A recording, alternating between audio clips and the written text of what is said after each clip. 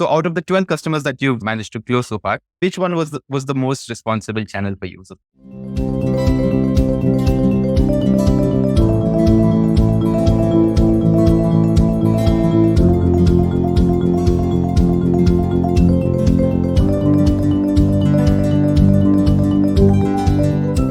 I want to understand who your customers are and who you're trying to sell this particular product to. So can you, so how many paying customers do you have on your platform as of today? We have 10 right now. 10. And who are these customers? What exactly do they do? Then there are three types of customers. There are advertising agencies, which run campaigns for their clients. So even very large clients, utility, telcos, and insurance, that. That's the first type is advertising agencies. They do this because they can deliver better service and they save time. The second type are companies who manage advertising campaigns internally. So they have an internal team doing this. So they're looking for tools for the same reason. And third is a new segment we identify are what we call lead generation agencies. So these are people who generate leads and that they sell the qualified lead to utilities, insurances, telcos, etc. Got it. And approximately how much revenue were you doing across all of these customers last month? The average ticket is in the range of $1,500 to $2,000 per month. Sorry, $1,500 to $2,000 per month. That's the average. $25,000 annual contract value, something on that. Yeah. And that's the range. Yeah. And when did you get the first customer on your platform? We got the first SaaS customer in October 2020. So exactly 2 years ago. That was the first one. But to be frank, the product was sort of MVP, a minimum viable product, was not the full product we have now. So we spent the first 12 months basically adjusting the product to the needs. And we really started selling beginning of this year. Beginning of this year, this is when we really started selling.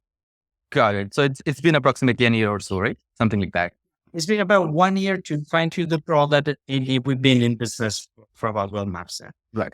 So since you've got around 10, 12 customers, right? So I'm assuming you know everything about these customers. So talk to me about the process, right? Where did they find you, right? How did that top of funnel look like for you? Were you running Google Ads on your platform itself? Or how did it work out for you so far? So we don't use Google Ads a lot, to be frank, because we go to a very niche segment. This has actually people who manage complex campaigns, because simple campaigns you usually need the tools, which have a significant investment in Google Ads. So they spend a lot in their complex needs. For instance, people who do campaigns in different languages, because our platform is language agnostic. So you can run campaigns in different languages, even not speaking the language, which is cool. So it's very difficult to do a Google Ads campaigns and target these people. Yeah. So we use more LinkedIn because you can do very specific audiences, and we do a lot of outbound sales SDR reach. So we really target people and we write to them, we call them, and we focus. We have a very niche audience. So just help me quantify this, right? So when you say outbound via your SDRs, what channel are you primarily using and what is that particular niche that you're targeting? So let me give you some numbers around this. So we target clients in Europe, North and South America, and India. For some reasons, India is a very good market for this, as you might know. So we reckon to have about 12,000 customers, 12,000 companies right now who can buy our service. So we can go very, very micro-segmented. So we look advertising agency, India. There are not more than 1,500, which are really interesting. So we go very precise on that. Or big advertisers, US. There are maybe 500 big advertisers. How does the process look like once you figure out this particular niche, right? So are you doing outbound emails or is it outbound calling or some magical strategy? Yeah. We do a mix of that. So first, we tend to do emails first. And depending on the reaction, if they open the email, then we call. So it's a mix of outbound emails and calling.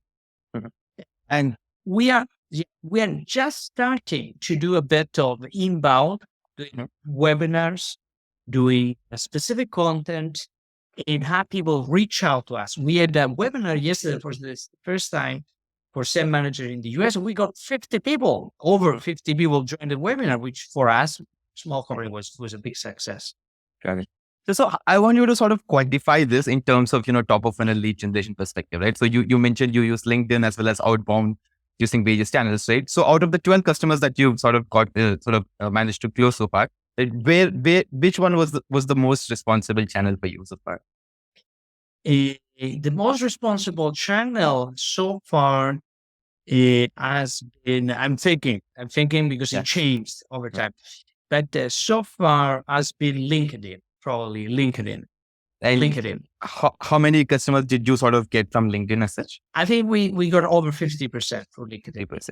Got it. And what's the strategy here, right? Were you trying to build a brand using your personal account or LinkedIn, or was there something else that you were trying to do there? Some of them we use personal content. I'm the CEO. The founder is not in the sector, so we use our network. Although we use a database, so we identify the database. Then we use some automation tools. We use a couple of automation tools for LinkedIn. That's the main thing. Also, so essentially, it's like a cold outreach on LinkedIn that you're doing, right? Yeah. So just help me complete the story here. Right? How does the conversion look like? So how much acceptance rate do you get, and how many of them do actually end up expressing interest using this channel? I would say that it's about 10%. No, acceptance maybe in the range of 20% acceptance. Getting to have a significant, relevant conversation, be out of 100, maybe I would say 4, more with the region of 4 or 5. Conversion about 1. That's in the range. And it's just going from your LinkedIn account, right? Nothing else.